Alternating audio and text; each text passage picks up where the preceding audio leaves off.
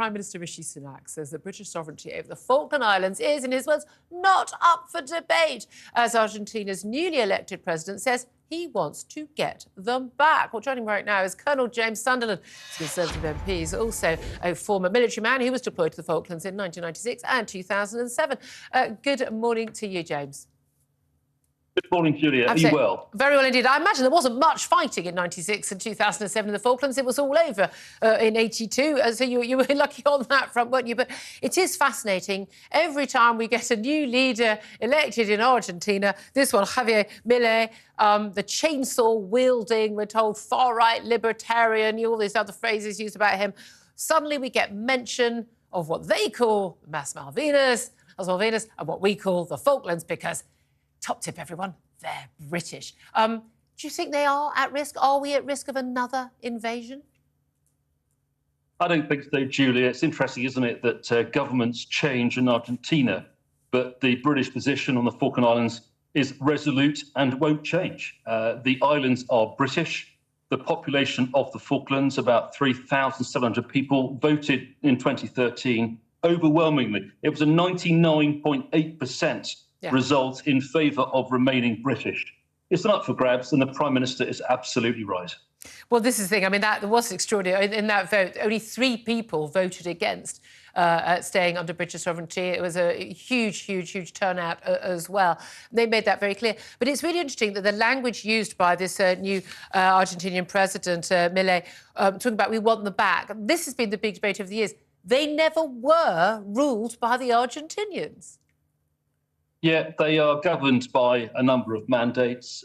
They were a British overseas territory in the 19th century, and nothing's changed. And of course, you'll know that we sent a task force down there in 1982 to recapture the islands. It was a very poignant time for the islanders and for all of us watching. I was 12 years old at the time.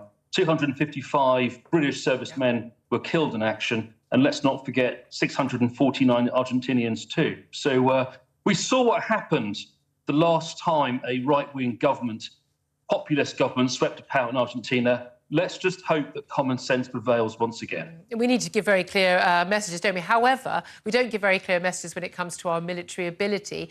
We didn't get pretty much any help from any of our military allies, even though it was an attack on a NATO member. It seemed to be very, very clear to me that's what it was. I think the US eventually kind of reneged, vaguely helped. The EU, no help to us whatsoever.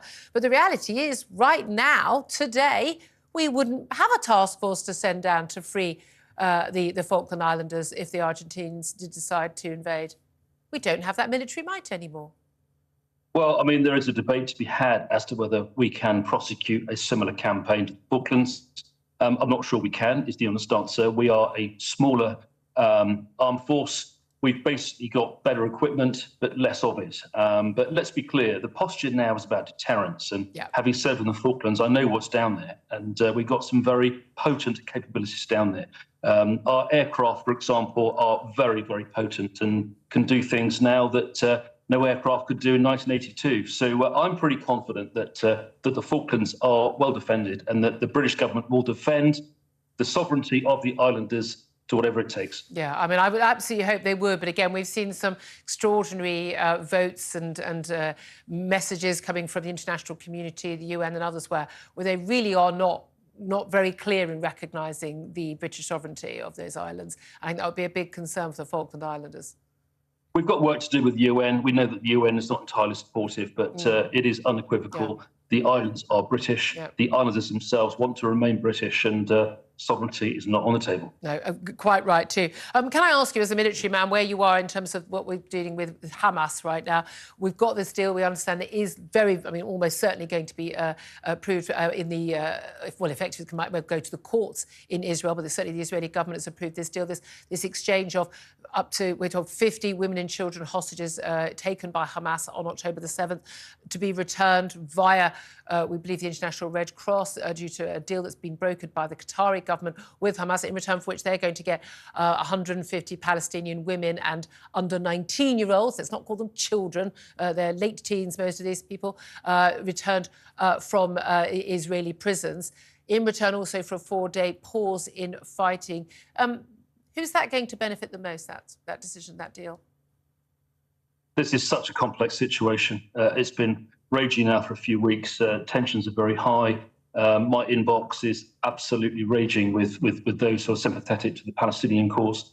I mean, what can I say? I think that any temporary ceasefire is a good thing. It is absolutely a good thing. We get humanitarian aid in there. We are seeing some appalling scenes on the news at the moment. I know the British government is doing everything it possibly can to encourage Israel to exercise as much restraint as possible. The killing must stop.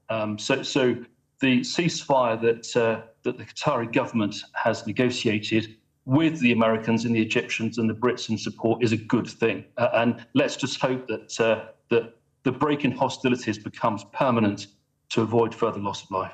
I don't hope the break in hostilities becomes permanent, because that would mean Hamas was still able to wage war they've done against Israel. We need the destruction of a terrorist group, the same way we went after Al-Qaeda, same way we went after ISIS. Don't we need the destruction of Hamas? Julie, there's no question at all that Hamas must be defeated, and I think that's an opinion that's shared by most Western governments. But by the same token, we've got to do everything possible to preserve life in Gaza. And we absolutely have to make sure that the Israelis are using the weaponry they've got, if they do intend to continue this campaign, to make sure that it's focused, that obviously the targeting is appropriate and correct, and that we avoid loss of life wherever possible. All right, Colonel James, I'm going to let you head off to the Commons chamber, ahead of Prime Minister's questions starting very soon. And then, of course, we've got the autumn statement as well. Thank you very much indeed.